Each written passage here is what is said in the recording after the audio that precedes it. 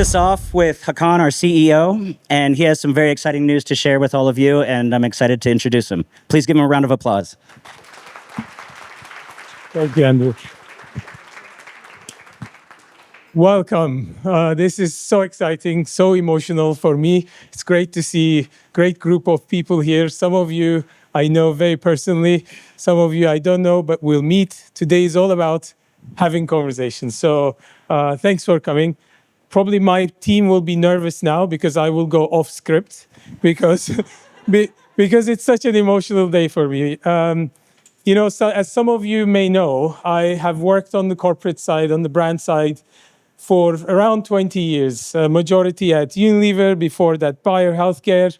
But then this crazy kid left the corporate world at close to age of 40 with 2 kids in London with not much savings and started a company, the entrepreneurial journey. So, and it was so important for me because, you know, I wanted to create new things, do more stuff. And basically with my co-founders, we wanted to create something we wished we had when we were doing our marketing and insights roles.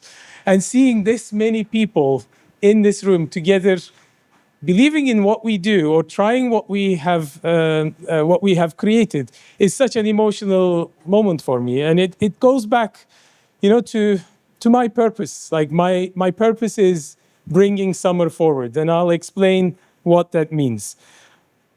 I grew up in a quite a difficult family. It's a funny story now because I saw my parents getting divorced when I was 5. And then they got remarried to each other when I was 12. And then they divorced again when I was 20. So, so I have seen my own parents getting married, imagine. So what that meant was I'm the only child. So I was raised by a single working mom. What that meant was when I went home, especially in the winters, I went to quite a empty house. You know, at the age of 7, 8, I had to prepare my snacks and wait for my mom to come. But when summer came, I used to go to my grandparents' house, and it was like really nice. Whatever you ask for gets ready in 2 hours. You make new friends, you make conversations. So summer meant a lot for me. It was family. It was different people having conversations. So that's why people are very important for me. That's why I treat my people, my work colleagues, you guys, partners, believe it or not, is a family. It's very important. Conversations are really important. And that's actually what today is about. You're not going to hear any Balties selling you anything today.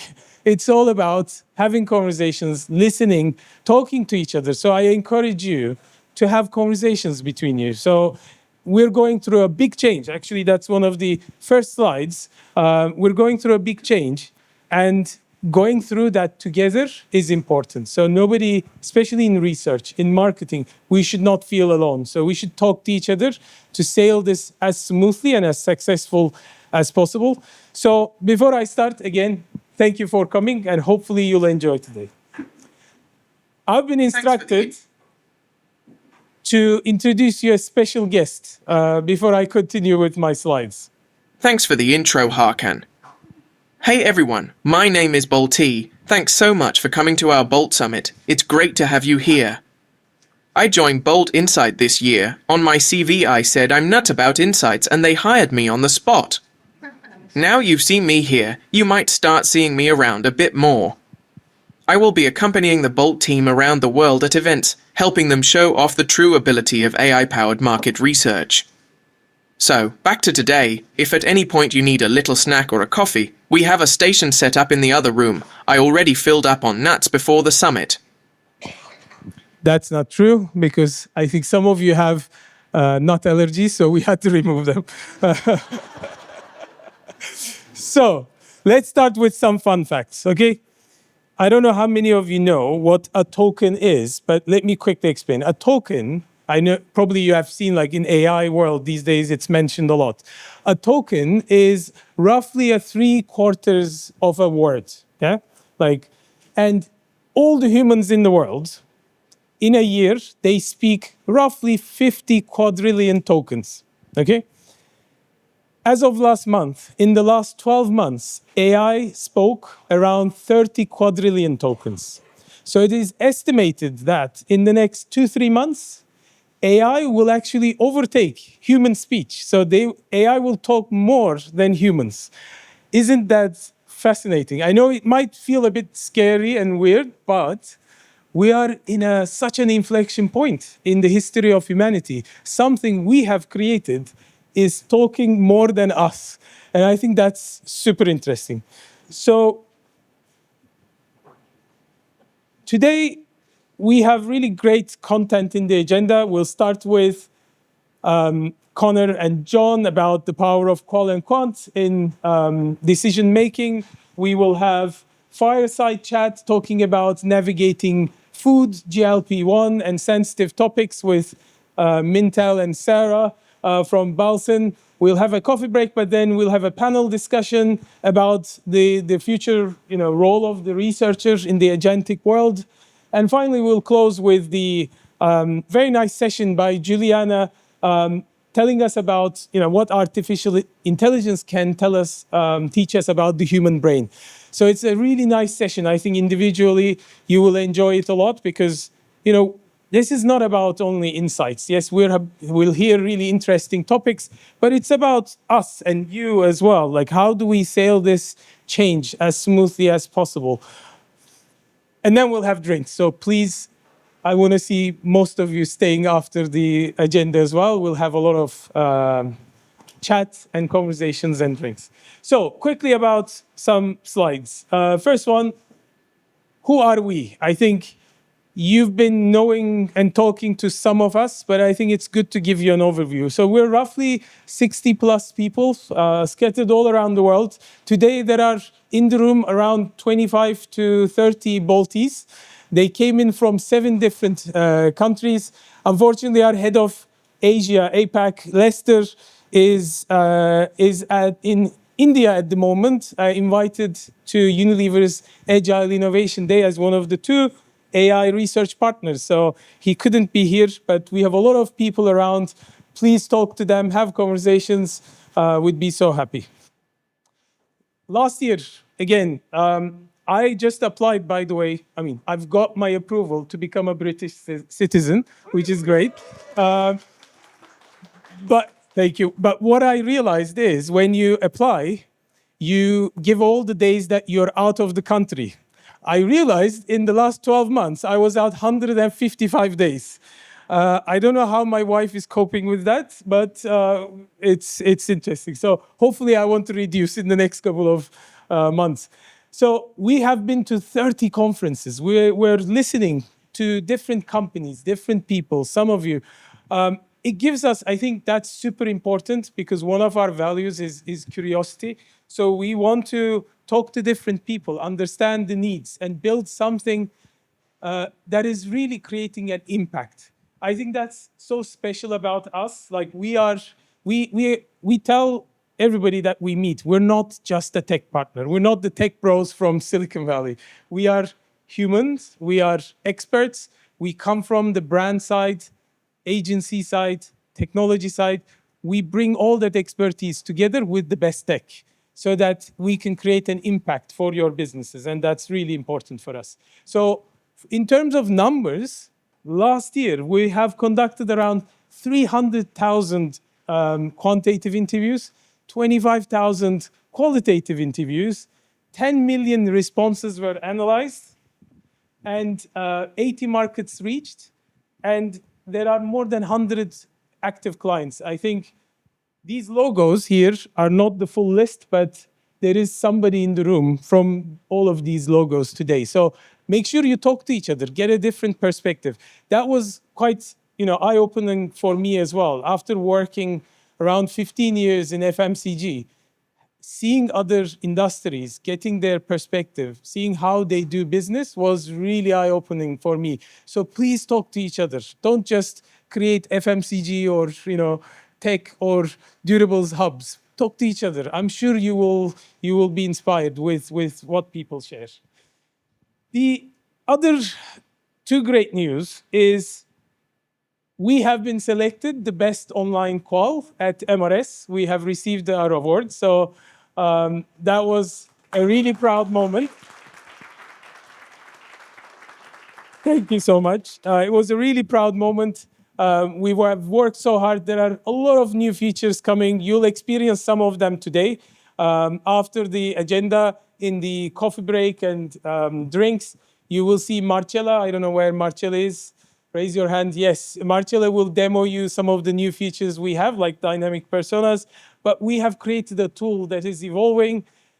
The research is evolving. It's going to take us to a completely new dimensions, and the capabilities will increase. The other thing is, sorry, I should have not passed. Tech team will kill me. We have also received our SOC 2 certification. This is the highest standard in data security and data protection. So it's enterprise level, high security system. So when you work with us, your data is secure. And we have received that as well. So thanks to our technology team. Yes, I've talked about all the logos. Have a look. It's really interesting. As you can see, it's not only FMCG, like my background, but there's a lot of different industries here, from durables, tech, technology. So make sure you talk to and meet with people. Dynamic personas, this is also interesting. This is a new feature we launched. You can now create personas in the system out of all the interviews you run in our platform. And then you can continue to talk to them, ask questions, show concepts, get feedback. And it continuously trains itself by talking to new human respondents. It's a really interesting feature. I encourage you to try it out. And more is coming as well. You will now be able to create concepts so that, yes, it feels like a lot of the things are being done through AI, but that puts the researcher into a completely new space. We're becoming storytellers. We're becoming strategists. So AI just enables us new capabilities, makes it faster, gives us depth, and gives us data that we may not have been correlated before. But then how do the researchers take that and become the storytellers? So that's the final slide, I think, right? Yeah, this is nice. Please scan. We have some surprises for you in that year-end offers and everything, but also you will be able to download all the decks today after the day, so that interesting content you can check later on. Thank you so much again. Thank you, Hakan.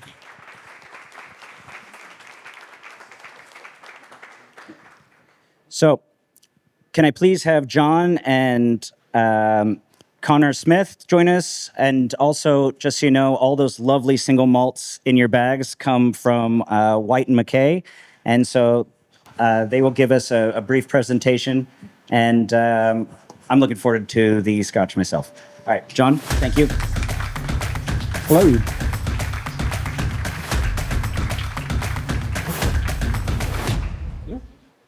Connor, we've got all the ingredients here for a 90s boy band. Irish, and we got the stools. Yes. And we haven't a note between us, I don't think. No. So, right, okay. So, yeah, look, I think to echo what Hakan said, in terms of how we engage with our clients, and it's not just Connor and the team of White and Mackay, but it's all of our clients. It's not a service, it's a partnership. And I've been privileged to work with Connor and his team now since I joined. And really it's the true definition of collaboration in everything that we do. And that's a two-way conversation, as Hakan mentioned, conversation being the word of today. And that ultimately delivers best results, aligned objectives and growth for Connor's business, essentially. So, Connor, I'll pass to you to share some of the finer details of our journey together. But yeah, it's been a pleasure. And I say that we've kind of regular catch-ups, and not that it comes across as too gushing, hopefully, but it's unique, and our relationships with our clients are unique in a sense. Let's hug it out. Yeah. Cheers. All right. Yeah. Thank you, Connor. Over to you. Good afternoon, everyone. Start again. Good afternoon. Yay, there we go. So I wanted to start this. I'm going to talk about me for a little bit because we're about to praise Bolt for the next 10, 15 minutes. So I feel I should talk about me. But first about a little bit, I don't know why this came into my head. The only Latin I remember from school, talking about a verb. Bolt in our business has become a verb. So Crystal, we've got our two most senior people, CMO and CCO, are now to bolt it. Crystal, can you bolt it?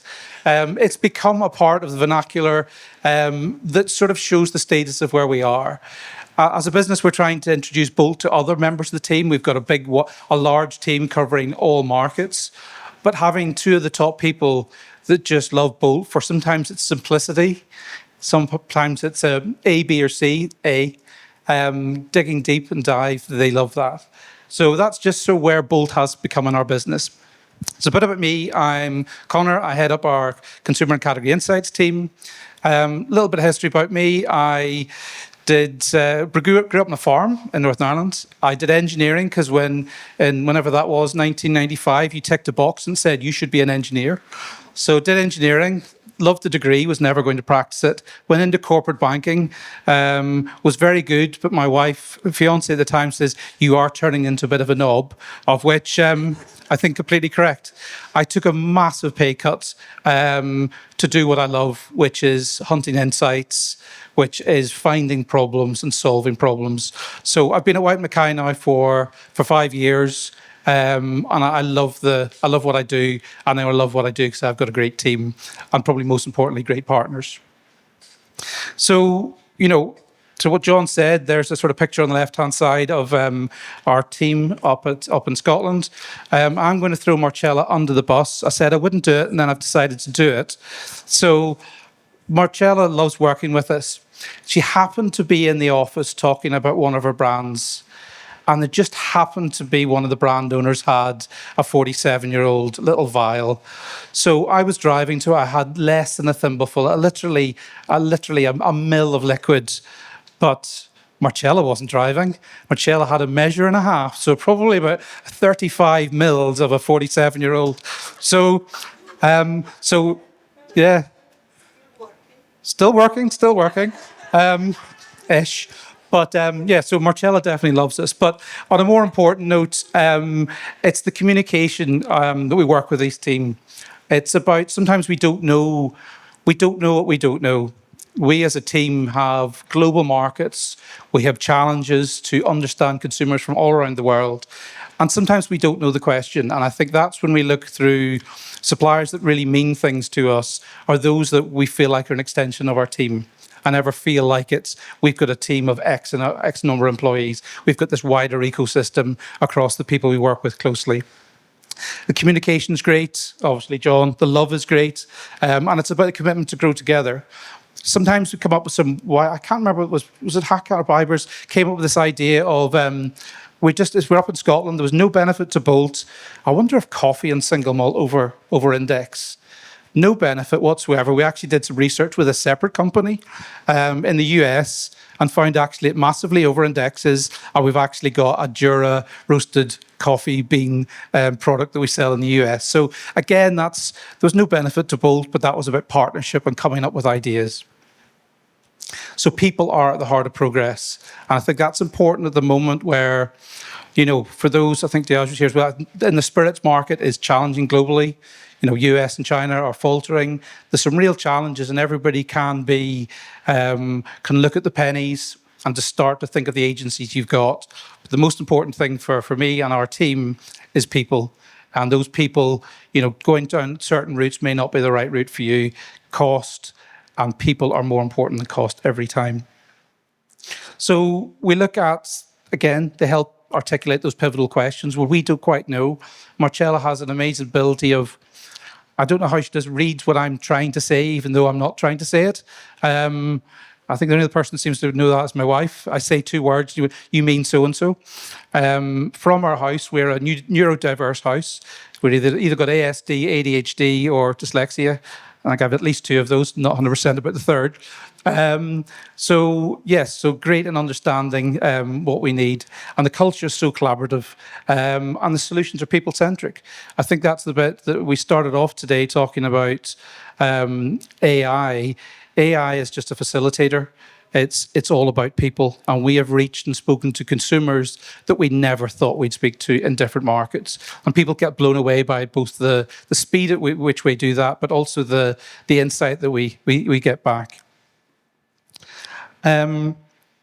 Interestingly, I've worked on quite a few things on AI, and they're getting excited by it, and there's the risk of leaving the team behind. And I think one of the wonderful things with Bolt is that if you want to know it, if you want to know that insight, there's lots of the team will talk to you all day about what happens behind the scenes, which is important, particularly when you've got a CCO that really wants to understand everything. But I think Esther knows him and has spoken to him on a few occasions. But fundamentally, it's so broad brush at the top that it's so easy to understand for other areas of the business, people who are even scared of the word AI. Personas. I think I had a conversation with you, Esther. I think it might have been February, and I said, it'd be great if this, and this could happen. It'd be awesome if you... And that was classic client asking questions, not understanding software, the solutions, the number of people, the growth of Bolt's growth. It'd be great if you could do X, Y, and Z. Yeah, X, Y, and Z delivered a couple of months later. So the reality of where we've got to, and I was putting a plan in for the team I think this is going to come towards the end of this year, next year, and it arrived, took me completely by surprise. So some of the insights and solutions have been amazing. If you think about people, we all choose things. We look at color, we look at shape, we look at font. Those are the decisions we look at. In those 0.4 seconds when we're in front of a store, in front of a shelf, we look at those sort of things that cue us and drive us to making choices. But fundamentally, Personas does that. The ability to break rich insight together and pictorially allow people to understand what you're talking about. And that's been so important. We've done some research Crystal has done some research in a number of markets for one of our products. And just in having those personas has allowed senior execs to go yes, no. And sometimes that's the most important thing. Yes, you've teams want to probe it, but they just want the yes, no. So, and I think the other bit of this is with kind of deep research and having those personas, sometimes in-person groups are really important, but sometimes there's that question you forgot to ask. And the fact if you've got enough rich information, you can go back and probe that and ask that question, it is amazing. And it's been absolutely transformational for us as a team. So as a market, as a team, a vast array of markets and cultures. So we always talk it to Anchorage to Auckland the long way around. And we have dealt with stuff in Anchorage and we've dealt with stuff in Auckland and further around. And that's the challenge. We've got so many markets to look at and we have to be able to pivot quickly to be able to sort of manage these. And Bolt has enabled us to get to those smaller markets sort of quicker. Now, some of you in the room might recognize this top line. It's kind of an email comes. It always comes on a bloody Friday from a salesperson or a distributor. We've got a great opportunity. We've got a customer meeting next week. We would love you to. We appreciate if you could do X and Y. The reality is those meetings have been in the diary for at least a month, and salespeople will be salespeople, and they will create a nice tool, a nice wording as they would to a client, and they will say that it's really important to them.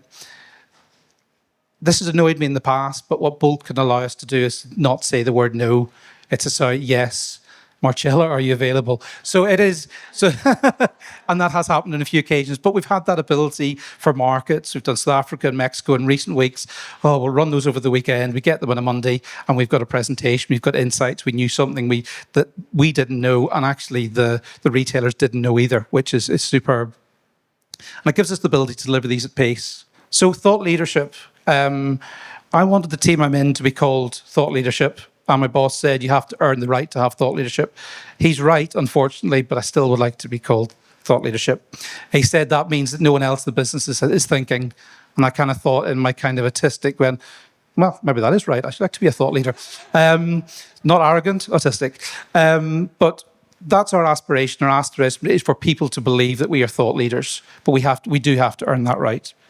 And it allows us to be smarter, standard insights with blending the best of qual and quant. So it's not Bolt Chat AI only, it is blending both that qual and that quant to really enrich insights.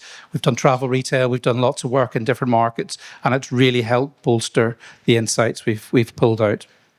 So two quotes, two very different quotes from very different places. But the top one was, in the world of technology, and it's interesting that Bolt has allowed us, even though the AI, the technology-based, has actually allowed us to inform a big retailer that actually going down the technology route for luxury spirits is the wrong route.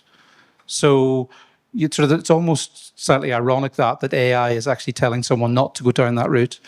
Instantly, what we found is lots of people post-COVID are actually feel socially vulnerable, regardless of how affluent they are, particularly when it comes to luxury spirits. So there are solutions there. But for this particular retailer, very similar to Bolt, we found out that people are the most important thing. Their staff, their people are what consumers and shoppers want going in. They want to speak to them. They rely on their knowledge. And actually, the week before, they had the draft in for the AI technology they were going to use, and they shelved it. So it's one of those ones, I can't go back to the business and say we made X, Y, and Z, but you know what? I'm now thought of as a thought leader in that business because we changed their opinion based on rolling something out that wouldn't have worked for their customer base. Those insights are brilliant. They feed into our strategy in elevating the luxury shopper. This was a retailer in North America who we go to every year. That's in Canada. Really good fun. And they invited one of their senior ops directors. And you know when someone senior's walked in the room, when you looked at the Rolex, and you know it's not a 10 grand Rolex, it's not a 20 grand Rolex, and you know it's real. So you know you've realized something there, and you're like, okay, I thought it was good that we had category directors in the room. I'm comfortable with that. We've got someone senior. But funnily, they found the insight that had come from our research so good that it's fed into theirs. And after the session, they asked the question, looking forward to next year's meeting. So I think that just sort of harnesses how we're seen. So the concern is that AI might surpass humans. Bolt has shown how human creativity is what powers progress. We look at that AI side, persona transformation, repeated workshops into something dynamic. And the key thing at the bottom, whether it's a CMO, whether it's your team, it's about getting that top line information or digging deep and digging and digging and digging and ask personas even more questions. You've got the flex in one report to answer a question from a CMO right through to the latest executive that's joined your team who has 1,000 questions, and you can answer both. So in summary, it's about people, it's about partnership, and it's about insight. Thank you very much.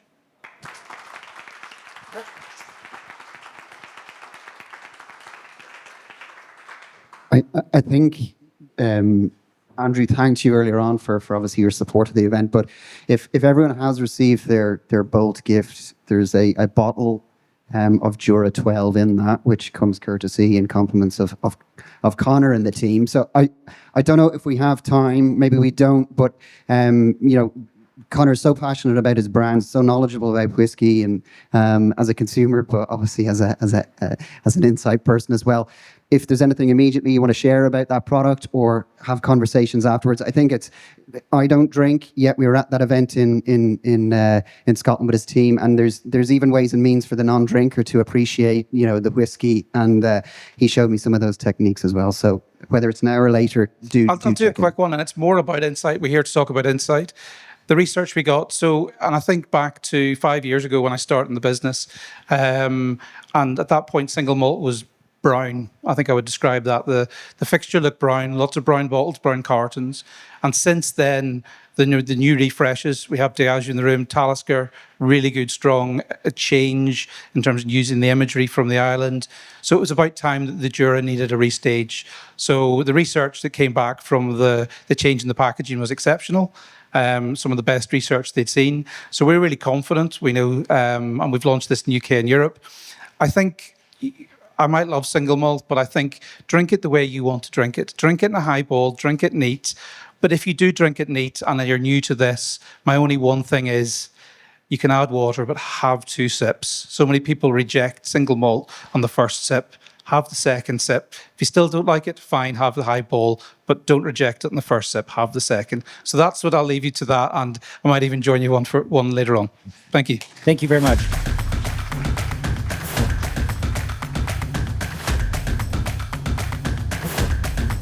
All right, great. So today we'll take you through how AI is redefining research at the moment, especially when it comes to sensitive topics like food, body image, and health, talking about GLP-1. So it's quite a new topic. So think about it 2-3 years ago and about how much your work has changed. Really, AI is changing culture at the moment. If you think about businesses like Netflix, UBS, Duolingo, Walmart, it's not just companies try to experiment with AI anymore, but they really try to integrate it in their processes. So from AI integrated shopping experiences to AI created content, really, we are seeing a big shift in culture at the moment and how people think, feel, and act alongside AI. I realize I have too many things in my hand. I don't know which one. So do we have any Black Mirror fans in the room? Yeah? I don't know if you saw this episode, but this is one of the few hopeful ones. There are not so many. I'm not allowed to watch it at home. My husband is way too impressionable. So this one is about dating and how people are actually trusting an AI app to find their soulmate. And the AI app not just matches them, but actually tells them how long will their relationship last. Is it year, weeks, or just a few minutes? But actually, the message around it is much more optimistic than that, because people are not just trusting AI to find their soulmates, but the AI is learning through millions of connections to understand really what makes relationships real. And this is really what's happening in research. We are not just handing over empathy to the machines, but we are actually teaching AI to help us uncover those authentic, vulnerable insights. So it's really the other way around. It's the humans that are bringing the magic into what we do. And I don't know if you saw this, but the use case for AI is changing. A few months ago, or just a few years ago, it was just about organizing your life and generating ideas and summarizing PowerPoint. But now it's really moving towards therapy, companionship, connections. So people are really looking to be understood with AI. And it really helps also understanding and researching on sensitive topic. So we have research topics at Bolt like cancer, menopause, mental health. Recently, we did a fantastic project about HIV prevention, and the responses are so rich. But what we see is really that people appreciate to be interviewed by the AI, because when we ask them after the connection what they thought about the interview, many of them say, I didn't feel so judged, and actually I could express freely how I felt. It reduces the social bias. So very often they don't feel like they need to conform to what the moderator is expecting from them. And also when we start analyzing conversations at scale, thousands of transcripts, we can see that even those more shy, stigmatized, or underrepresented voices are finally heard. But it's not just the AI. Again, then it's the human that brings in the critical thinking, the moral part of it, the creativity, to really make sure that the parameters are there and we use AI more effectively. So coming to GLP-1, this is really a case in point. This is a project that we run in the US to really understand how people that use weight loss medication are feeling. And the responses were so rich, like this person really makes us understand that the conversation is moving from mental and physical health to really culture. They are discovering about weight loss medication via social media and talk about it in the way in which they talk about CrossFit. So it's becoming part of their identity. There is a positive side to GLP-1. It's really helping them redefine their whole identity. They feel the physical changes are compounded into social ones because they start going to the gym, engaging better with their family, they eat better. But this is also laced with fear and guilt, like they're afraid of the long-term effects of taking this medication, on what will happen if they stop. And also there is so much guilt They think that other people judge them for that, that they're taking the easy way out, even though very often it took them many years of struggles to get there. So it's a really complex story. And this again makes us think, maybe if we talk to them in a non-judgmental way, in a way in which they feel safe, all this complexity will actually come through. And we bring it together via our AI moderated conversation into the dynamic persona. Connor was talking about that before. So this persona can be defined behaviorally, culturally, by country, by profile, and they bring together all the insights collected in a way so that teams can really engage with them. And just as an example, I'll let you hear from one of them. Hi, everyone. My weight loss journey started after years of trying every diet out there and just feeling stuck. I was tired, frustrated, and honestly, I didn't even believe anything would work anymore. But when it finally started to happen, when those first few pounds came off, it was such a turning point.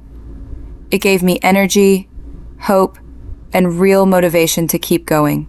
Getting back into clothes I hadn't worn in years felt incredible.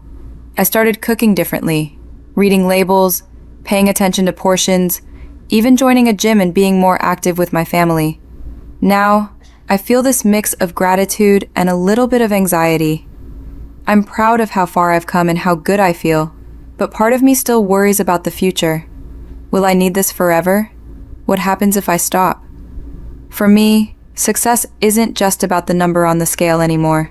It's about feeling strong, keeping up with my kids, and feeling comfortable in my own skin. Honestly, Ozempic didn't just help me lose weight. It helped me find confidence again. It gave me hope, and that's something I hadn't felt in a long time. Yeah, so I still feel goosebumps every time that I hear these insights. But let's share some more perspective. So thank you, Sarah. Thank you, Emma, for joining. I will ask you a few questions if you would like to take the stage. So maybe starting with you, Emma. Mintel has been always known for really being at the forefront of trends, from free-from to fortified food to now GLP-1.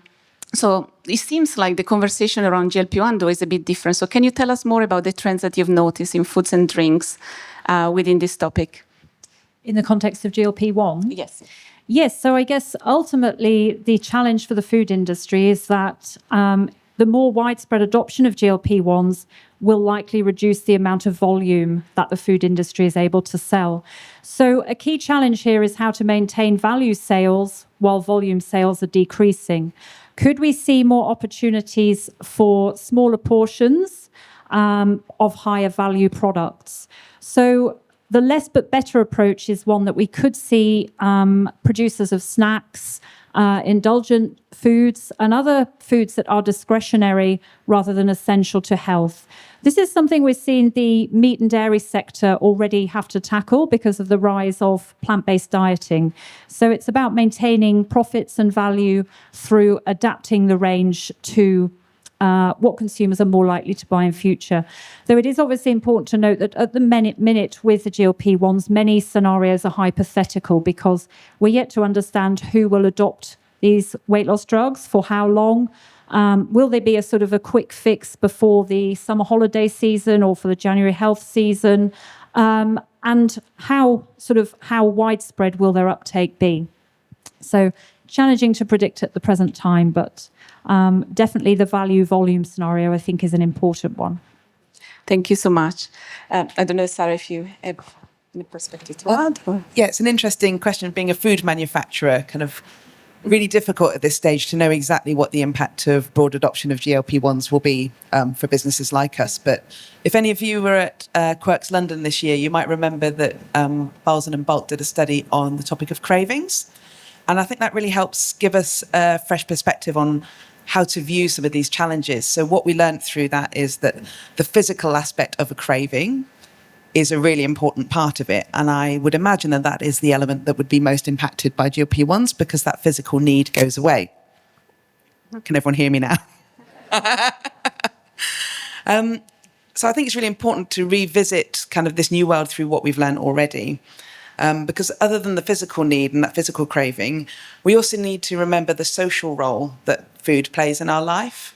And what we've learned a lot through our work and through our insight work is actually that need to be a good host is a very important driver. And additionally, what we learned in particular through the BOLT study was the importance of these emotional cravings. So our desire for food, I think we all know in this room, isn't always driven by what we need, but very certainly by what we want. And if it's not what we need on a physical basis, it may be what we need emotionally.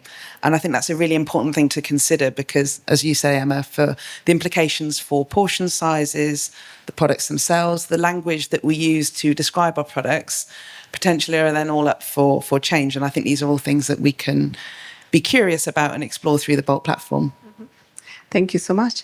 Back to you, Emma. When you think about those opportunities and threats, especially for snacks, treats, the business in which Balsam is in, what do you usually recommend to your clients in this period of change?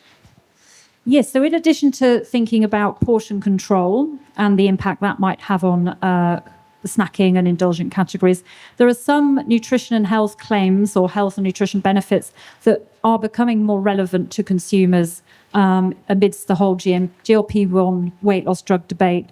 One of those is nutrient density, particularly where fiber and protein and also micronutrients are concerned. So some consumers might feel worried that if they suddenly reduce their total food intake, they might be missing out on important nutrients. The good news is, I guess, for producers is that many existing products are a source of or high in fiber, protein, and micronutrients. Is it just about recommunicating these products to GLP-1 users one way or another? It's tricky with our food marketing frameworks, obviously. And there are some other health benefits that we're seeing being discussed through more or sometimes less credible sources where nutrition science is concerned, one of which could be the subject of muscle mass. So some research has highlighted that GLP-1 users might be vulnerable not just to losing total weight, fat loss, but also muscle mass. Could we see greater focus, therefore, on things like protein for GLP-1 users? In America, where we tend to see more brands more overtly promoting their products for GLP-1 users, we've seen this happen. So Danone's Oikos product is communicated as being for GLP-1 users, and they're focusing on protein for muscle maintenance. Hydration is something we've seen a bit on, how to maintain fluid levels when your appetite's decreased, and also then managing the symptoms, so things like digestive health, which is a common side effect reported from the use of these. So those would be some key aspects of health and nutrition to think about for people on these GLP-1 medications. Super interesting. And now thinking about more the emotional and cultural side of it for you, Sarah, thinking about the different facets of craving that Balsam you're so passionate about, what else did you learn and what you will need to explore further in the future when it comes to this topic related to GLP-1? Yep. I'm going to move away slightly from GLP-1s for a moment and then kind of bring us back to it a little bit, because we had some big aha moments coming out of the craving study. One of them being just the importance of the environmental context that you're in and how that can drive or subdue a craving. And I think it's a really important part of, something we really need to stay on top of in terms of how are people spending their work and pleasure time. And if food starts to kind of move away from the social side of things because of a cultural shift, that's something we really need to be on top of. The other thing that we learned was that cravings are kind of deeply rooted in kind of someone's autobiographical story. So memories from childhood, things that maybe you were given by your parents. And actually for us as a brand, that was a really important thing to understand, because we don't have a long history of being the biscuit that everybody's given as a child in the UK. So we have to find other ways to drive that mental availability. And of course, any cultural shift in terms of how we consume food and how we socialize around food has the potential to then change that. And I think the other thing that we learned is there were some really unpredictable triggers and timings for cravings, which I'll come back to later in our conversation. But I think going forward, there are lots of things that we should explore. So previously, it maybe wouldn't have made sense for many of our products to have a high protein content. It just isn't something that would necessarily fit with our brand. But actually, in a changing world, as the conversation changes, the role of protein is subtly changing. If emotional cravings start to make a bigger role, what does that mean for how we communicate the product? What products should we offer? So there are implications for both product format and what language you use, how we communicate it. And also, Emma, you mentioned functional foods. I think it's a really interesting point because previously, if anybody wanted to explore the role of added nutrients in our particular brand, I'd have laughed them out of the room and said, I'm not spending my time on it. However, in a world where actually expectations of food, and if people are being more choiceful about what they consume, actually then it creates a whole new world where foods with added nutrients and functional aspects to brands that would never have done it previously suddenly becomes much more acceptable. So I think it's a really interesting change that we're seeing and something we should stay curious about. Oh, absolutely. Love the bit about curiosity. And because you're mentioning, has anything surprised you from the insights that we uncovered together? Maybe something that you wouldn't have understood in the same way via traditional research? Yeah, so there's a couple of bits that have surprised me, and I do apologise for any unpleasant feelings that anyone has as a result of what I'm about to share. Don't worry, it's not as bad as I've made it seem to be. I feel like I've built this up. Really just how open people are when they're conversing with the AI platform. So when we did the craving study, we found out that people had cravings at some very odd moments in unexpected circumstances. So one example was an attendee at a wedding that had some kind of overwhelming cravings that took his attention, away from the proceedings. And that actually happened to be the groom. And then the other one that stands out in my mind, and I'm really sorry about this, if this is the memory that you carry into your evening, but it was someone sat on the toilet craving toast whilst they were having a poo. Their words, not mine. I would never say that in a conference, but I just have, so there we go. The other thing that really surprised me, I suppose, is more about the kind of actual nuts and bolts of what we're doing, which is the speed of delivery from brief to report. Because regardless of to what extent GLPs impact on consumer behaviour, the conversation around food is changing. We're hearing every day about UPFs. Joe Wicks had his documentary about the killer protein bar. So this conversation and these topics are all intertwined. So the topic of, GLP-1s, UPFs, labelling of food, all of these things are intertwined in our culture and in our political policies. And therefore, consumer perceptions and habits will change regardless of whether they actually take these drugs into their own lives and as a solution for themselves. The topic and culture around food is changing, and that's something that's really important that we stay on top of. Sounds good. Great. Maybe we can have a bit of time after for Q&A, but just to close up this part,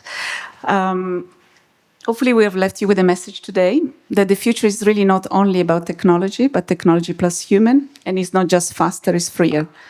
Via AI, research can really help us understand people in depth with empathy, authenticity, vulnerability, and inclusivities as well.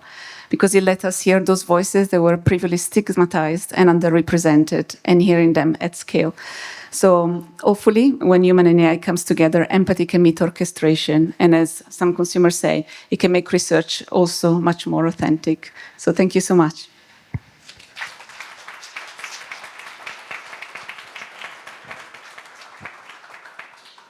Any questions from the audience for our panelists?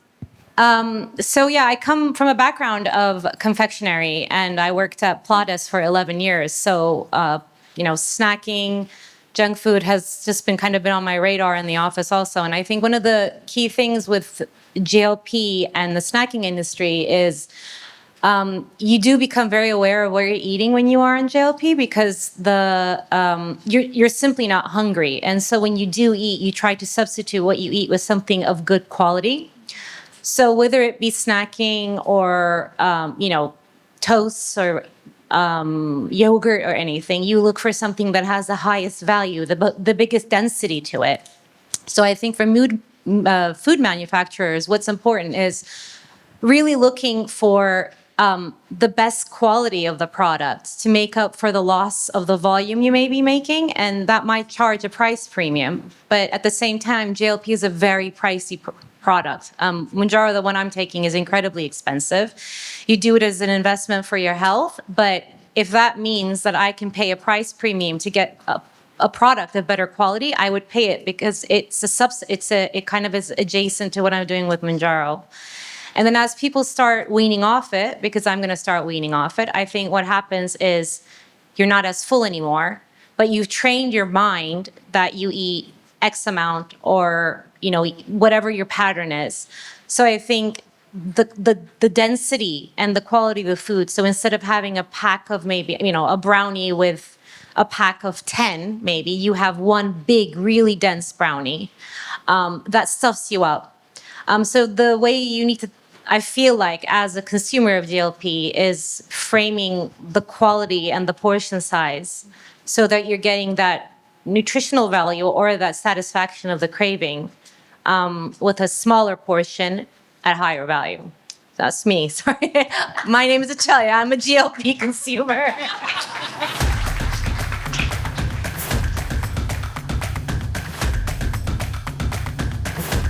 I'm very proud to have some of the people that I like to call my friends on stage, and also partners, also clients.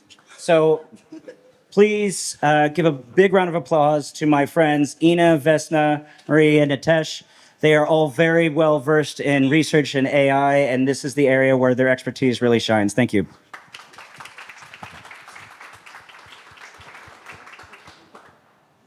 Hello, everyone. I hope you are energized after the coffee break, and thank you for coming. Before I start, I would like to introduce the company I represent. Have you guys please raise hand who is aware about Insights Lighthouse? Okay, pretty cool.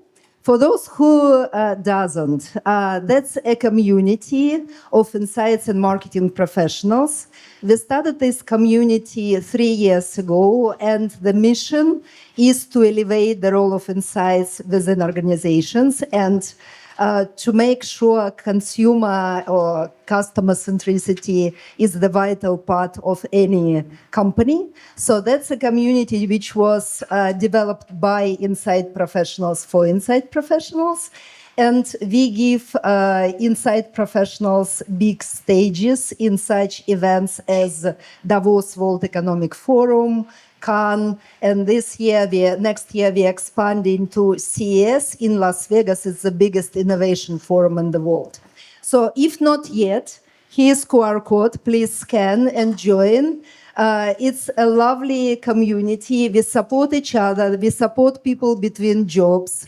And we give each of you speaking opportunities in those big forums. So, and thank you very much for Hakan and Andrew and Bullchat AI for invitation to lead this panel. And I want to mention that Andrew has been our supporter for all 3 years, more or less, starting from the beginning. And now, as he joined Bolt, he brought this company as our key sponsor for the next year. You will see them on all our events. So we encourage you to join. And thank you guys for being such a great supporter and a great partner. Okay. Let's kick off with exciting topic. We will speak about agentic AI and how our industry is transforming. And we all know that AI is not any longer something you have a right not to have. It's more or less becoming a commodity. And everyone uses AI. The question is how, and how our role as insight professionals transforms because of it. And I have 3 amazing panelists with me. So Vesna from L'Occitane, Nitesh, who is the global head of insights in Danone, and Marie works in Unilever on the transformational role. And to get to know them a bit better, not only as professionals, we have no doubts they know their stuff as insight professionals. I would like to ask you one short question, right, guys? Imagine you have a chance to swap a job for a month. Right? What job would it be? What job would you love to try, or you are dreaming to have, if not insights? What it would be? Vesna, can we start with you? Okay, we've had a conversation earlier about how it changes if we say a week or a month. I have to agree, it does. If we were talking about a week, I would have said I would love to be an astronaut because I wanted to see Earth from space and have the experience of seeing all of us so tiny, and see the vastness of space and gravity, lack of gravity and all that. If we're saying a month, I would probably, I'm doing my best bar singer impression right now, so I probably would go for that. Okay, amazing. Thank you. Many talents, Monas. Nitesh? Oh, okay. I don't know actually what you'll do for a month if I was to do, because I want to do nothing. Yeah.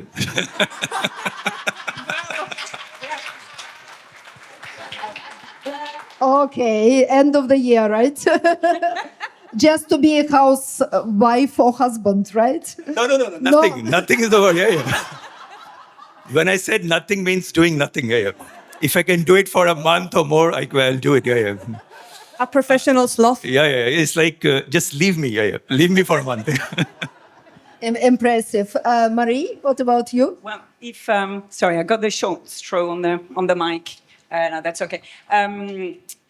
If Nitesh does nothing, then I'll take Nitesh's job.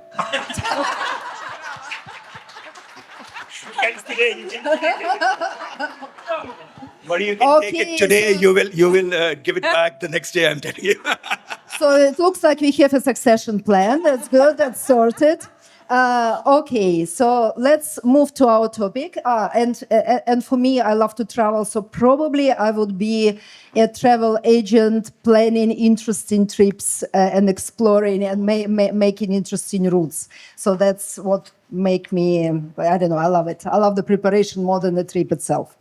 Anyways, so let's proceed with our AI topic.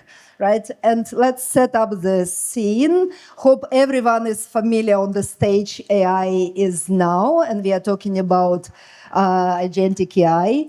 Vesna, could you please elaborate what does it mean for our industry, this next stage of AI development? I think we have a fantastic tool, right? There's a lot of discussion about AI, how it's going to take our jobs and change our jobs. And I agree, it's going to change our jobs. It's going to change the way we do our jobs. But it's a tool, and it's a fantastic tool. Like we've had transformations all across human history.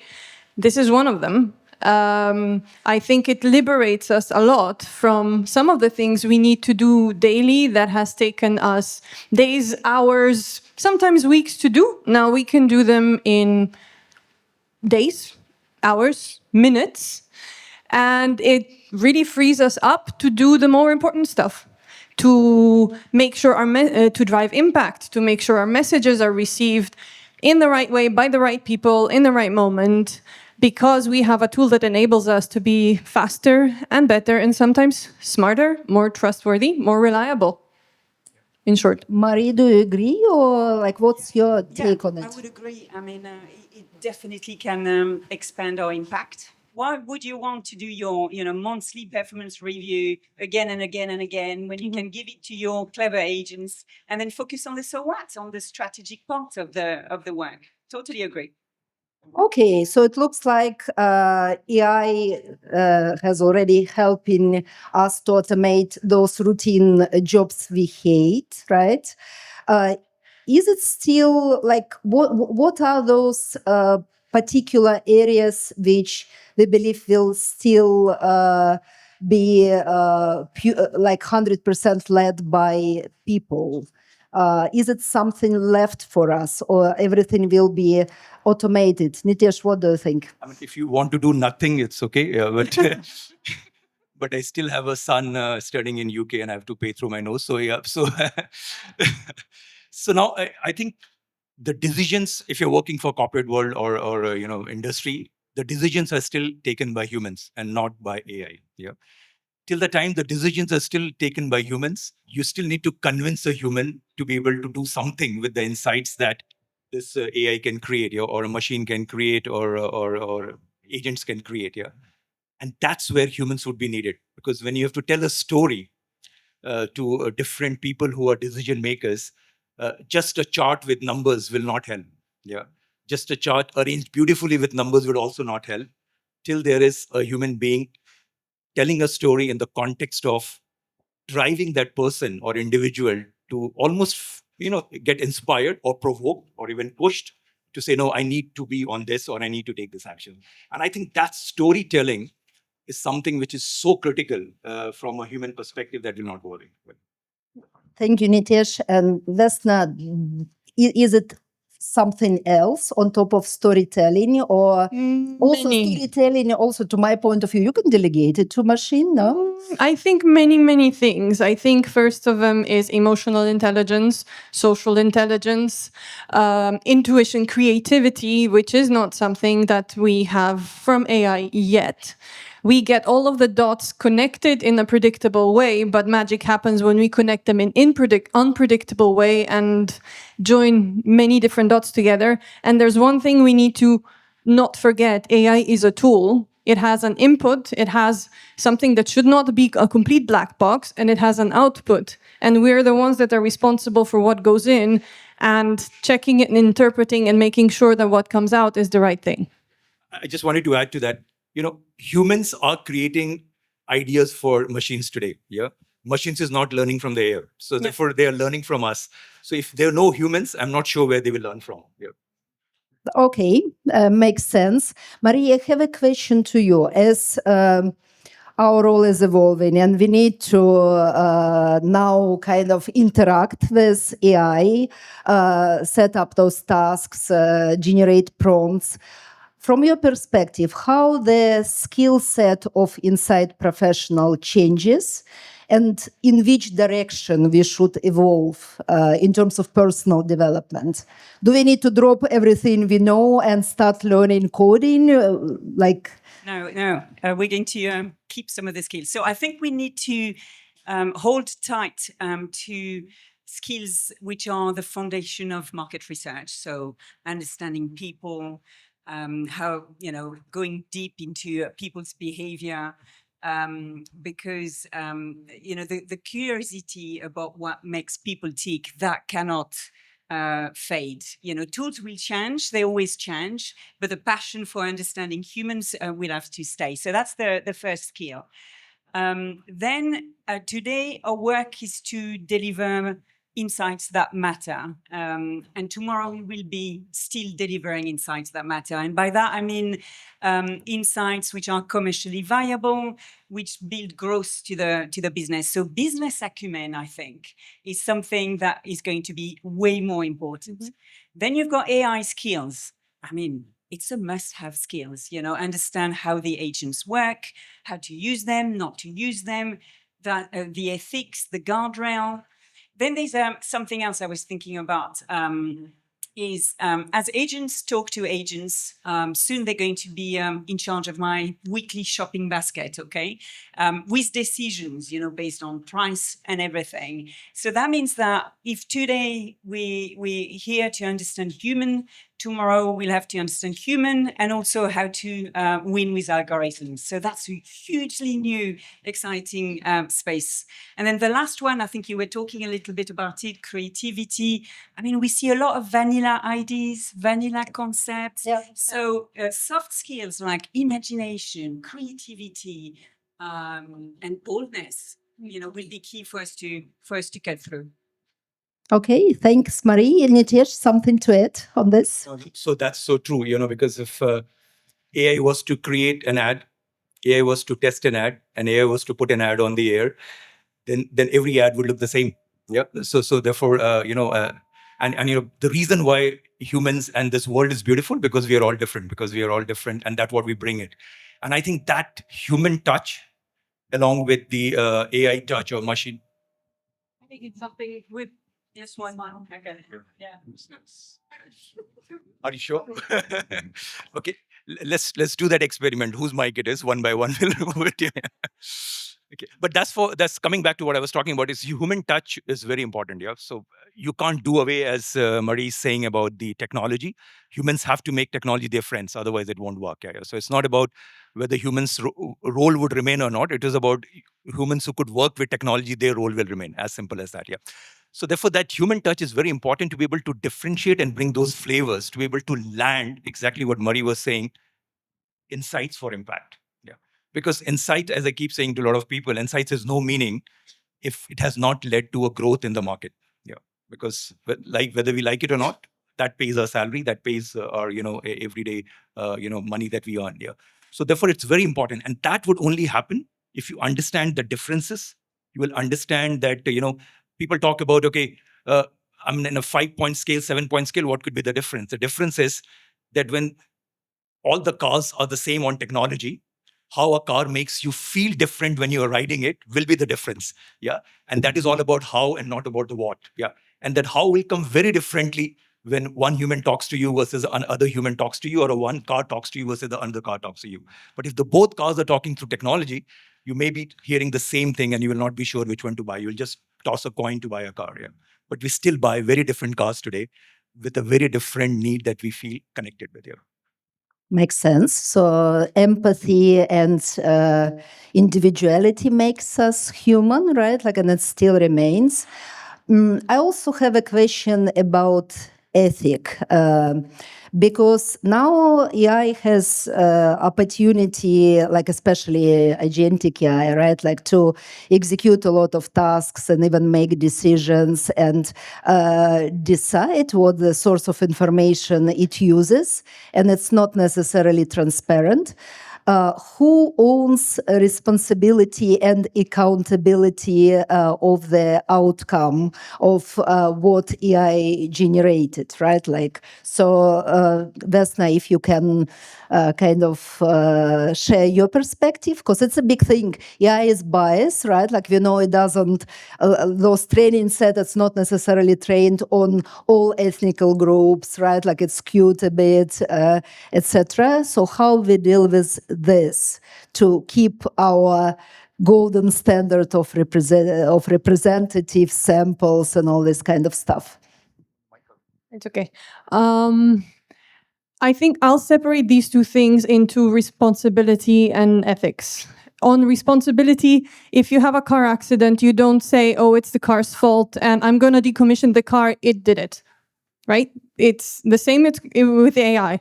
If there's an output that's not right coming out of AI, the responsibility is of the people that have fed the stuff in, trained the AI, and then reviewed the outputs. They are responsible for the training set, they're responsible for what is coming out, they're responsible for the assumptions that the model is making.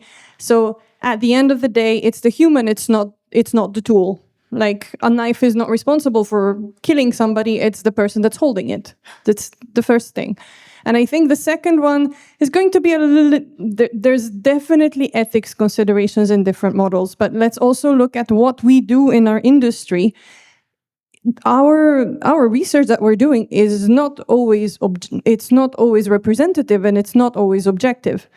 Whenever we're doing work and we're doing it in qualification markets or top markets with our primary target groups, whatever that is, this is not objective. This is not unbiased. It always has an inherent bias in it already, and this is the data that we use to train the model. So in my opinion, and I'm welcoming the debate here, it's, first of all, let's be honest and transparent that our ingoing assumptions are not objective and unbiased. Understand that first, and then act with that in mind and use the models in a way that is going to allow us to recognize that bias and then make the decision based on that. If I am talking to women 18 to 65 in the US, and I'm asking my model to model responses in Saudi Arabia, it's clear that it's not up to the task. It's not going to do what I need it to do, so I need to take the responsibility for that and have that conversation and train the people that are using the tool on what it's meant to do and what it's not meant to do. Fantastic perspective. Thank you, Vesna. Marie, what kind of can you add, and how you in your day-to-day job make sure that those ethical aspects and accountability is there? Vesna talked a lot about This is not working. It was a minute ago. Okay, this one is working. Brilliant. You talked a lot about bias, so I won't go for bias, but yes, bias and, having, I think, diverse team in the future will be even more important, and judging, the inputs in all of these agents are super important. But I can just build maybe then something on transparency, as we'll start to have teams of, agents and human together. I guess it'll be super, super important to understand who is responsible for what output, follow the process, and know what's coming from the machine. And always, like with everything with Gen AI, challenge the output. Have hypotheses, review it, go back to real humans. We're not going to be staying in the space of agents. It'll be fed with human, and we'll keep going back to people all the time. Yeah. Thank you, Marie. Interesting, very interesting perspective. And obviously, your companies are on the front end, I would say, with adoption of AI. So how your day-to-day routine, right, changes currently, and which functions you delegate to AI in your organizations? I will ask you, Marie, to continue. I'm not sure this works.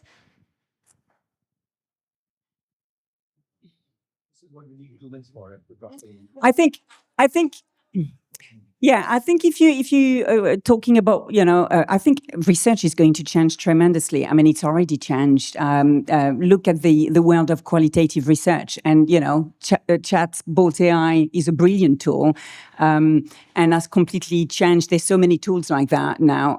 So what I find fascinating is when you start reimagining the entire research process end to end. So if you take innovation, for example, and let's say you're a skincare brand wanting to bring to life a new product. At the moment you would do 3 phases. You'd look at the growth spaces. You would generate ideas. You would test them. Tomorrow you can have an army of agent AIs working with you for each of these steps. The first one, you would have your futurologist agent bringing external views on big forces, but also your own macro forces. You're going to have your, beauty fashionista agent helping you with all of the trends. Another agent who knows all about the unmet needs from your own data. You'll have to make sure that you have some proprietary data in there, so you keep your competitive advantage.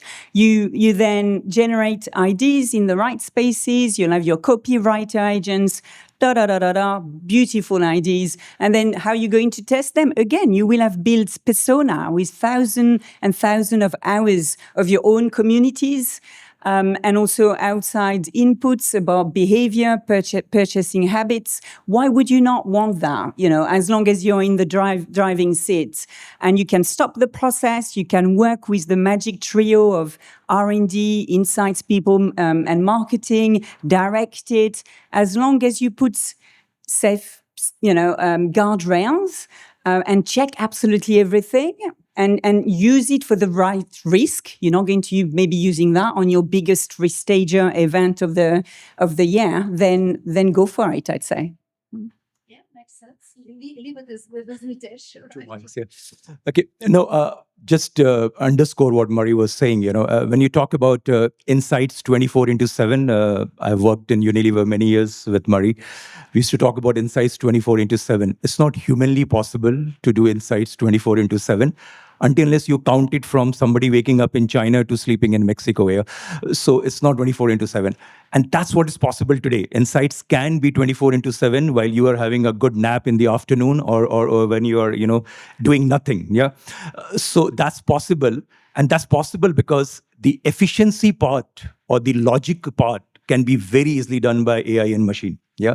And I think that's something where we should just not run away from it, but accept it. And that's what we have started doing in our work, to make sure that we are, things that can be done much faster at much scale. I mean, if you have to do 10 groups, you have to think about, okay, so much of money, so much of time. And then you say, oh, let's not do it. Let's go into a quant directly. Yeah? And now I mean, since they have invited us with Bolt AI, you could actually do it in seconds. Yeah. Or, or seconds is probably a little too much. Yeah. Or probably in hours. Yeah. Yeah, you can do it in hours at scale. Yeah, and that's a big change. Eh? Today, a lot of people come to me and then they say that, okay, I've been thinking of call, but we don't have time. I said, no, you have Bolt AI, you can do it at scale here, call at scale here. So that's exactly possible. And that's what we should use, what the machine can do. Yeah, but you still need those results for humans to tell a story, to be able to create impact. Yeah. Thank you so much. Sounds like exciting future is ahead. Let's imagine us in 5 years, right? Like, let's dream big. So how would you imagine, first of all, will SEMA exist in the shape or form it is now? I understand it will evolve. So if you believe it exists, that's okay. That's cool. Still good. But how the function will look like, Nitesh? What do you think? First of all, I have 2 teenage sons and I need to pay their fees. So I'm hoping CMI exists after 5 years. Yeah. So, because that's the only thing I've done in my life. I don't think I will be able to do anything else here. Nothing. That's a dream, not something possible here. No, I think one of the key things that is very important, and I can tell you that's my everyday battle with the purist researchers, that the world of purist is gone. Yeah, which means the second decimal, third decimal accuracy has no meaning. Yeah, as long as directionally we are in the right direction. Yeah, because by the time you get to the third decimal accuracy, or you have lost time. Somebody else has already made the product, and somebody is already buying it. So therefore, we need to be comfortable with the trend. Direction of trend, rather than getting into much more accurate, 99-95% significance level that we have all grown as researchers with. Yeah, and that's my biggest thing. That how do we be comfortable with the fact that it is a world which is not going to be perfect. So therefore, just go with the direction. Yeah, and take that risk. That risk is very important.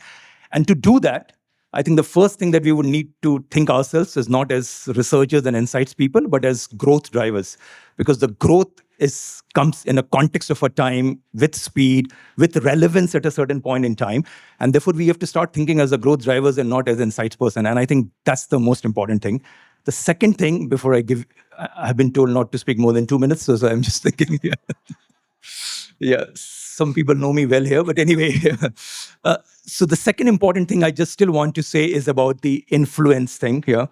I think for that, you need to, all insights people, all people who are working either on the client side or on the agency side, you need to tune up your influencing skills to be able to influence people to take actions by inspiring and provoking them. Yep. Thank you very much. We are amazing panel and perfectly on time. So Vesna, you have exactly 2 minutes to share your future vision. I think in general, I agree with Nitesh. We need to there's new skills that we need to develop, and some of them, let's be honest with ourselves, are not the ones we're most comfortable with, like influencing, like storytelling in a different way rather than just hiding behind a spreadsheet or a table. I think that's one part that we need to really develop, being more integrative in terms of understanding the business, like Marie was saying. That's one skill. Another new skill that we'll need to have is understand the new technology and the new tool that we're working with. What's the model? What's the ingoing assumption? What are some of the what are some of the things that it works with, and how it comes to the output that it does? How do we need to instruct it? Not necessarily just prompt it, but what's the context? What's the tolerance window? How does it get to the decisions? Because then we can understand it and influence it. And the other thing that we need to bring back, and I think it's something we haven't really discussed much, when we, at a certain point in time, we'll be missing expertise in this category, in our field, because it used to be that us as juniors were kind of breaking our teeth on creating surveys, on analyzing surveys, on writing discussion guidelines, analyzing flows. So now I think to all of us as an industry, I would say, please invest time and effort into drilling the fundamentals into your juniors as they come in, because otherwise they will not have the skill and the expertise to evaluate some of the things that the AI will be doing, and we will not have the expertise of us, and the trust into the output that we have is one of our biggest tools as experts. If we let go of those basics and fundamentals for us ourselves as a profession, soon we're going to lose that, and that's not what we want. Thank you very much. A big round of applause to our panel. And to sum up, right, it looks like we have a bright future. Many people are very concerned that AI will take our jobs, but I liked what Miralda Derks from L'Oreal said in Cannes. She said, we are entering the golden era of intelligence. So embrace it. It's a brave, super exciting time to be. And good luck with your experiments with AI and with growing influence of insights within your organizations. Thank you so much.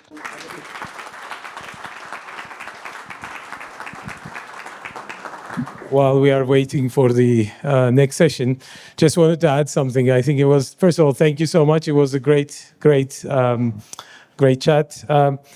Just one interesting thing in terms of supporting the role of humans together with AI.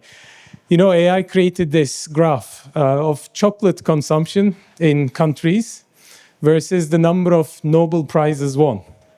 And it suggests that if you eat more chocolate, you can actually win more Nobel Prizes, right? So it's not the case, obviously, right? The AI is designed to find the right patterns. Perhaps some of those that, humans with the human eyes and brain, you cannot spot. AI can show you that. But as we all know, as good researchers, correlation does not equal to causation. So AI will give you these things like, yes, chocolate consumption, Nobel Prize, but we know that if you eat more chocolate, you will not be able to get more Nobel Prizes, right? So, and similar one also exists for storks and babies, so check it out. So where's Andrew? Our next session. He's coming.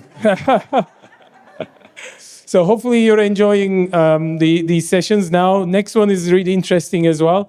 Juliana will talk about the change and how AI can teach us about human brain.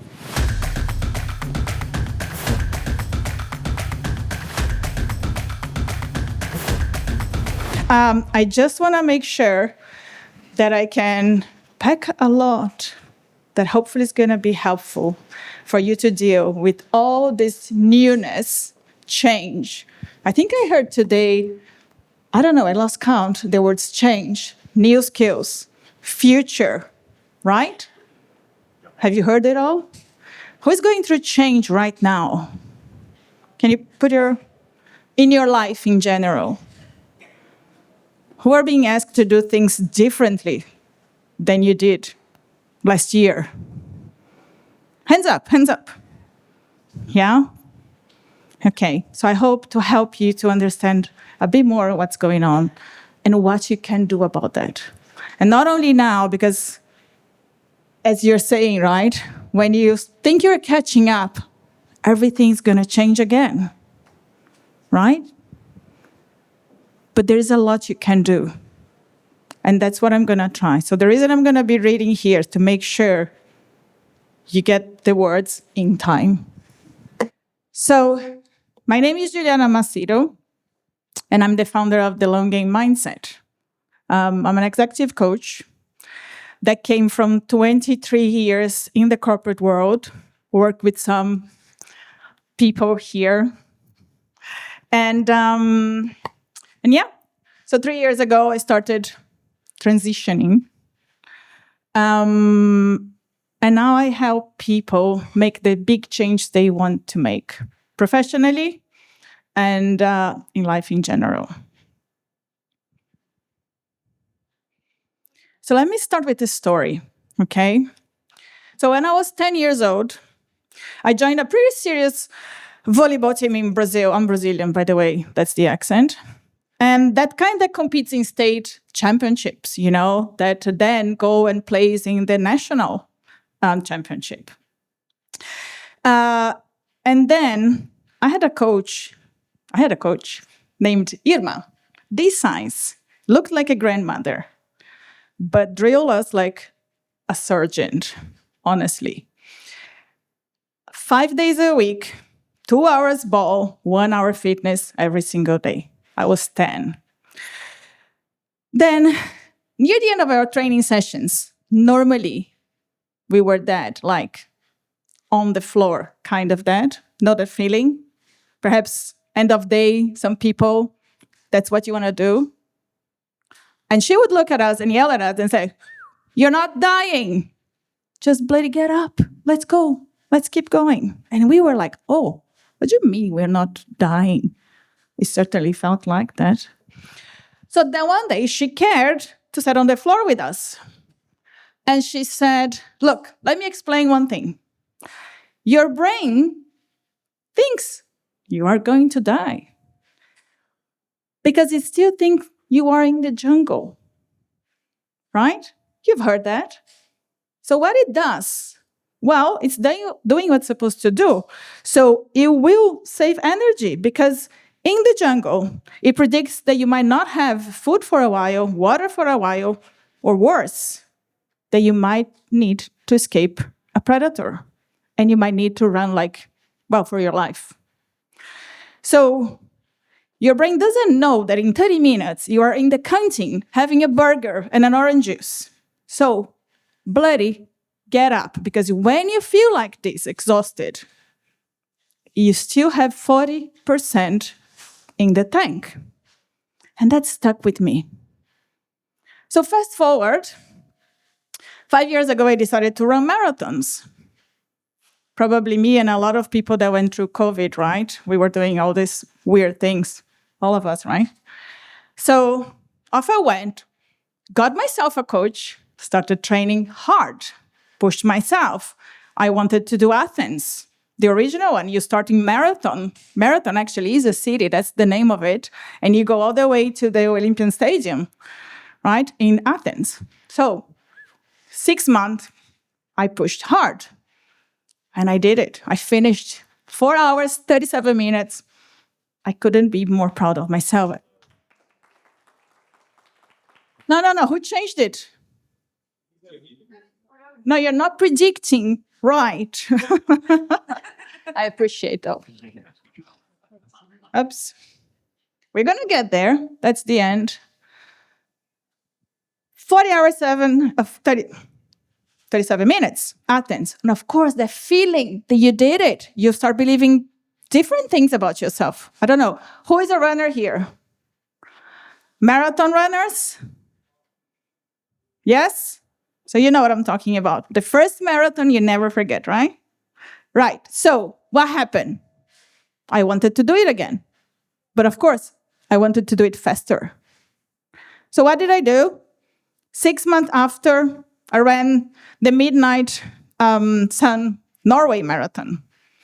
So you run actually midnight, the sun is up, and your brain goes bananas, and off you go. And I did it. I finished it 3 minutes faster. And I was like, I wanted more. I wanted faster. So what did I do? Enrolled myself in the next one. What did I do? I pushed harder. And I learned by then that 5 minutes from one to the next is quite an awesome goal. And then I said, that's my goal. I'm going to do it. I pushed harder. And I did Chicago 6 months later. And I finished, I'm going to get it wrong, 9 minutes less.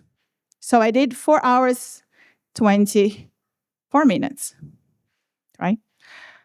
And I was so happy. 9 minutes. Oh my God, I can do it. And then the same day, my runner friend that got me into this world of marathon said, she was running and she got a huge milestone. She got it under 4 hours. Under 4 hours. I was like, I could only dream about that, right? Under 4 hours. I just did like 4:24 and I was like, And then right there, she was so happy. I was so happy for her. And right there, it became my dream. I bloody want to do one under 4 hours. So, but the problem is I was already pushing as hard as I could. And then I realized that by this time, for the leap I wanted to make, I was setting it. But how many of you are also setting yourself or having to set yourself some leaps right now? And I said, okay, pushing harder is not going to do it. And by then I started training. I was already retraining into an executive behavior coach. And as I started doing my master's, I started studying neuroscience. And I started learning neuroscience because, first of all, behavior change is brain change. So if you don't understand how your brain works, it's going to really be hard, harder than it has to be. So, okay, I wanted that. So I decided, okay, I'm going to start applying it. And I realized, it was when it clicked, Irma was right and wrong. She was right that the brain conserves energy, but she was wrong about we can train the brain instead of just fighting it and pushing harder. Work with it was the way to go. So I started working not harder, but smarter. So what happened? 6 months later, I ran London Marathon. And I cut down 21 minutes. 21, I couldn't believe it. And here's the thing, I did it 4 hours, 03. I was almost there. So I said, okay, I know what I have to do, right? So what you do? When you know what you have to do, you do it. Or you think so. 1 month after, I injured myself.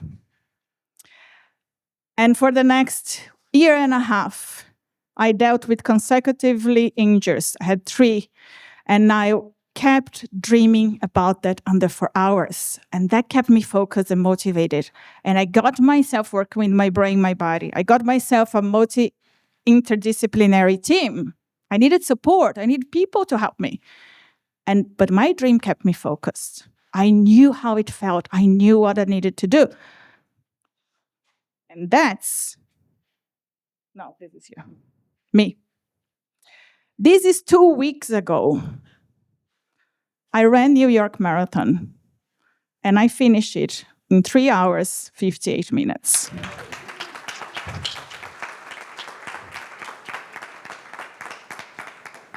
But today is not about me, it's not about running, and I know it took a lot of time now that it's going to kill me later. But this is the thing. So today, I want to talk to you guys about this. Let's use AI to understand and mirror what artificial intelligence can teach us about the human brain and how to stay human adaptive and hopeful when the world changes faster than our predictions, right?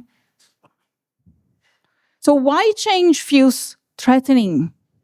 2 seconds. Can you spot the leopard? Who can spot the leopard? Hands up. It's counting. Can you spot the leopard? No one, right? All right. Can you see it? Can you see it? Who can't see it? Hands up. All right. Can you see it now? Who can't see it? Hands up. All right. By the way, you're all dead, okay? Because if you couldn't spot it. It's here. Eyes, spots. Can you see it? You can't. There is a leopard there, right? All right. So who is this guy? Same boat, right? World record 100 meters. That's how fast he runs. That's the speed he runs. But this guy will kill it, will kill him, will kill all of us. And that's why the one and only one job your brain has is this, to ensure you grow, survive, and reproduce. Okay? So that is the thing that we have to understand, because it needs to anticipate your needs. It needs to allocate energy efficiently. It needs to save if in case you come across a predator. And it's scanning and it's guessing so you don't die, because if you have to watch to find that and think what you're gonna do, you're dead. And it's grown and evolved to make sure you grow, survive, and reproduce. And that's the one thing your brain is supposed to do. That not always helps us. Right? If you don't spot it, you're dead. So AI mirrors our brain because both predict, act, and learn. So your brain, like AI, is constantly trying to guess what's about to happen next. They predict to protect, conserve energy, because prediction saves energy, and in our human brain, it keeps us alive. The problem is your brain hates surprises. It hates change, anything, even the good ones. So in a world that is changing faster than your predictions, your brain is constantly screaming, danger, budget overrun. And this region there is where our amygdala lives, and you might probably have heard about it. This is where we sense fear, threat. And when this goes, I feel threat, it drains the energy because it might need it, doesn't know the territory is in, it can't predict. And that's what's mostly happening daily with us. So think about your brain, okay, as a CFO, all right? So every thought, emotion, and action is your brain predicting what's next to manage your body's energy. Think of your brain as a CFO managing your body's energy budget. Every thought, decision, and emotion costs energy, all right? So, and your CFO is quite conservative. First of all, survival is funded first.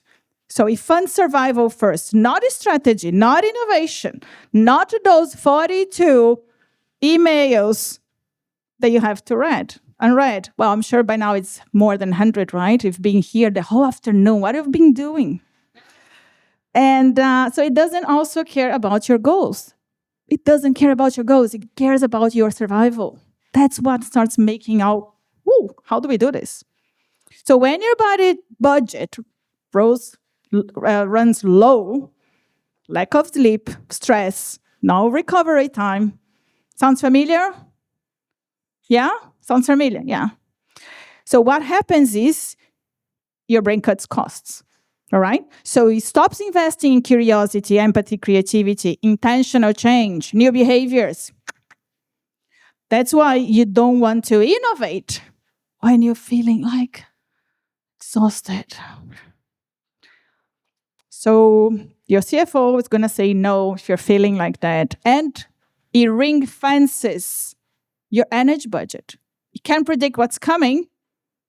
So remember that 40%? It's ring fencing it, all right? Because it thinks you're gonna die. So nearly half of what we do daily runs on autopilot, and it's not laziness, it's efficiency. So your brain is trying to automate all behaviors it can, but it needs to predict the reward, right? The investment and reward. And right now, the world is not exactly predictive as it used to be, right? So this is a research done by Gallup Institute. This is Q2 2023, and they asked the CHRO of 135 companies listed on Fortune 500 about their views on the future. And here is what they asked. 2 questions. 1, do you see AI replacing jobs at your organization in the next 12 months? And they asked, do you see AI replacing jobs at your organization in the next 3 years? And these are the answers. So I'm talking to market research, consumer insight people, right? I don't have to tell you. But I want to ask you, can you stand up, please? Oh, yeah, I know, exhausted. Yeah, let's hit dopamine here. Okay. if you see your organization replacing jobs due to AI in the next 12 months, sit down. All right? If you see AI replacing jobs at your organization in the next 3 years, please sit down.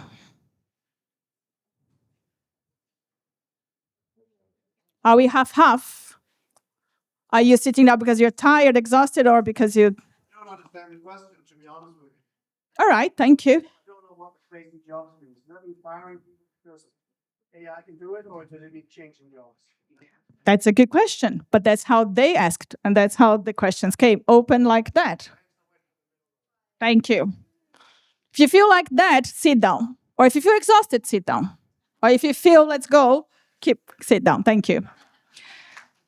So at least half of you sat down, at least for the long terms. So just show how we are living in unpredictable times. Things are changing. I just use AI here, not related to what we were saying before, but is one of the topics that is changing things, right? And when everything around us accelerates, complexity, uncertainty, fast change, our prediction starts to fail fast. And your brain reads this as threat, all right? And we feel change fatigue. And change fatigue is not resistance to fatigue. Is your brain doing what's supposed to do? It's biology working, managing your energy. So like AI, our brain is constantly trying to update, right? It's predicting, it's fail, it goes again. So when prediction fails, both systems update. AI calls it training. We call it learning. But here is the core conflict that makes it tricky. Because if you are all here today, is it fair to say that you are trying to learn something new? Stand up, hands up if you are. If you're here today, is it because you are trying to update your system? If it feels true, all right. So you are intentionally here, right? Are you intentionally trying to change something? All right. And here's the tricky part.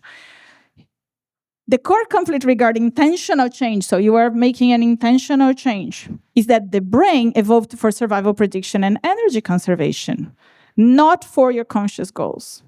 So intentional change feels threatening and energy expensive, so your brain naturally resists it. So first of all, cut some slack with yourself, okay? Because we are wired this way. So here are 5 things to consider as you go through change and intentional change. Any kind, like me trying to do this, I don't know why, crazy times in killing myself training. For everything, small or big. So first of all, the brain is a prediction machine, all right? Sorry. If it cannot predict a reward or necessity of a new behavior for survival, it treats it as a threat. That's why change feels threatening. And when it does, it downregulates access to the more high energy demand regions where planning, flexibility, intentional change lives. The second thing to keep in mind is when the body budget is low due to poor sleep, chronic stress, inflammatory diet, social isolation, the brain conserves energy and favors automatic behavior. So that's why people default to old habits when they know what they should do. So cut yourself some slack right there, right? We are all doing the same. And by the way, you're going to have the charts and the speaker notes. So let me calm your brains. And you have my contact in the end. Reach out, clarify anything, whatever. Third thing to take in consideration. Energy must feel abundant before change feels safe. Remember, oh, no, but come on, I'm feeling okay, but your brain needs to feel safe. It's taking the shots. So when body budget is positive, like after good sleep, after light exercise, after nutrient intake, social connections, the brain permits, it allows exploration of novelty. It releases resources to these areas here, prefrontal cortex. I'm not going to get too brainy, but those are where creativity, learning, and flexible decision-making live. And the body budget is constantly adjusting to all changes, the small and the big. And so it requires us to learn to notice the signs. How am I feeling? How is my mood? Am I stressed? Am I focused? Am I feeling motivated? So it requires us learning those signals and incorporate restorative habits that allow for energy surplus. So it can invest, it can take the risk to invest in the new things that it doesn't know if it will pay out for survival. And the last thing, new behaviors will become automatic habits with repetition. That's how you got your habits, right? So, and it becomes a reward prediction, okay? If you came here, you are who you are because you've been doing this. It's naturally doing. So how can we, knowing this, use this to our advantage and get agency over it? So let's talk about dopamine, right? So let me explain two things where you start getting agency over it, all right? Dopamine teaches your brain what's worth repeating, all right? So quick myth birthing. Dopamine isn't the pleasure chemical. It's the pay attention, this matters chemical, all right? So when something goes better than it expected, it gets a tiny dopamine pulse, boom, and the brain wants to repeat that. When it goes worse than it expected, it's the opposite. And the brain said, I'm not doing that again. So it's thinking about the return on the investment. And that's what you're learning. The other important thing is that motivation follows movement, not the other way around. You know when you're sitting on your couch saying, I should be going to the gym. I don't feel like. Yeah, you're not going to feel like. Movement precedes motivation because survival mechanism, the body needed you to go and find food, find water, find a partner. So it rewards movement. So move, and the dopamine hits, and you see that the motivation comes. I'm going to very quickly share 3 brain refuels, but I'm have to making choices here. I'm going to jump this, but you're going to receive it, all right? But one thing I warn you, your brain will discard it. It's going to go against prediction. You know why? Because if it's too simple, too easy. Okay? But what I'm sharing is research-based, evidence-based, comes from peer-reviewed MRI studies. And this is another thing to update right now. Rewiring your predictions is simpler than you might assume. It's the constant doing it that changes everything. You're gonna have this 3 and the speaker's notes with the thing. So let's talk about body budget 1 second. That's where your agency also lies, right? And here I hope your brains go, I know that. I've seen one.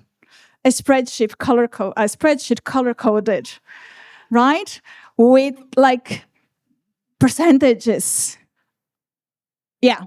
So that's a body budget tracker. That's simple like this. So what it's doing is basically, remember, you have to notice your signs because the body budget is doing what it needs to do without your conscious choices. So you start monitoring. How is your mood? How is your energy? How is your focus? How is your motivation now today? How's your stress, anxiety? And this is based on feeling, right? Learn how to notice. And then you go to the more agency part of it.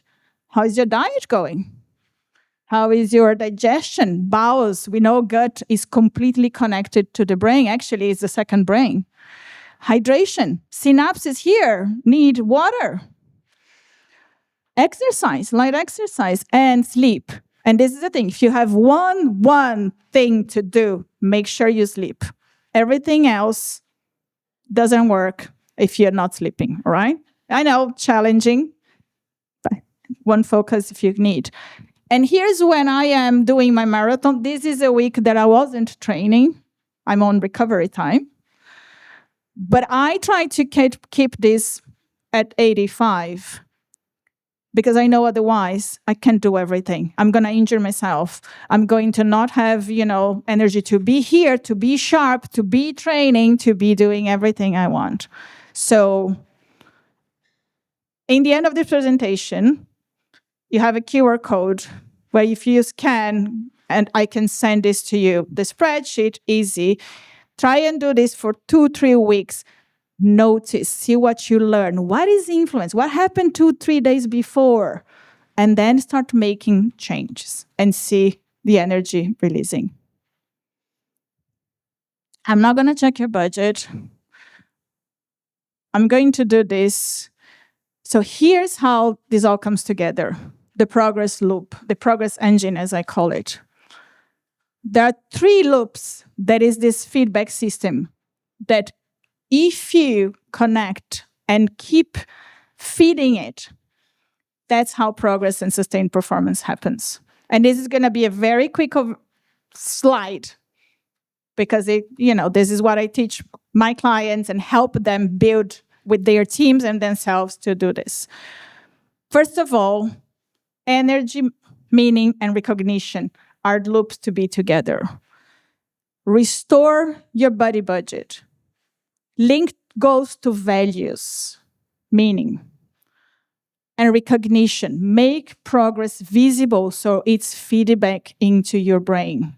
What do I mean? For example, sleep. It will give you better mood. That will give you more focus. You have access to this. And repeat. Align your goals to your values. Ask the team to do the same. The dopamine releases when you do that and sustains the effort. Make progress visible. Tiny wins matter. It tells your brain, oh, that's the right direction. I can afford that. Look, it was better than I expected. Dopamine hits. Dopamine hits, it wants to repeat, and it releases more energy the next time. When those things, and you can use it as a diagnostic, every time one of these stops working, the rest get out of sync. And then you don't have the progress towards sustained effort. Restore them, and the progress comes. So the outcome shift really we are trying to help you to understand it's possible is going from relying on willpower to feedback-based momentum. Feed that engine. Going from burnout. Burnout is like you don't have body budget enough for everything that is new is coming. To self-regulated energy. Going from fragmented effort to coherent action and short-term drive to long-term fulfillment. And here is the thing AI doesn't have. Your superpower. Hope. Hope is the belief that the future will be better than the present, along with the belief that you have the power to make it happen. Hope is your superpower, predictive power, because hope is your brain predicting. Is your brain predicting a future that is worth moving forward? And this is important because here's the thing. Hope is not naive. This is your neuro forecast. Remember my dream? It kept me going. And that's what keeps you going. When your brain predicts a future that feels both safe and possible, it releases energy to take you there. Whatever you need to take, it keeps searching. Starting with the tiny wings in that direction, and progress will follow.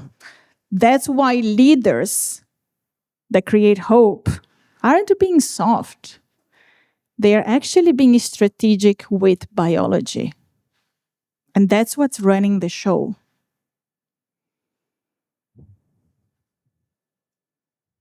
This is my next dream. To get to this medal, this is the 6 major marathons. That's what I want. I've done 3. But to get to the 6 of them, I need to run 3 hours, 35 minutes by September 2027 and classify to this one. And I'm not asking myself if I'm going to get that. The question is how I'm going to get that. And I hope you guys are asking yourselves now, think about your dreams and ask yourself, how are you going to get that? Thank you.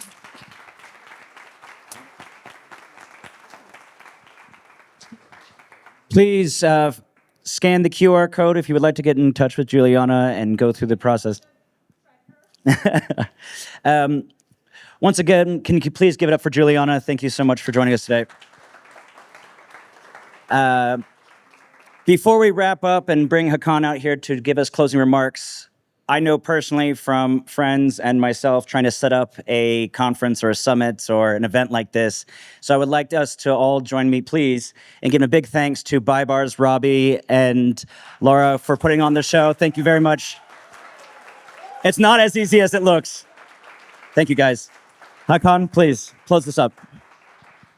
So, in this next session, we'll be in the next room, and hopefully we're gonna solve food, hunger, hydration, social isolation. So hopefully we're gonna top up your body budget in the next session.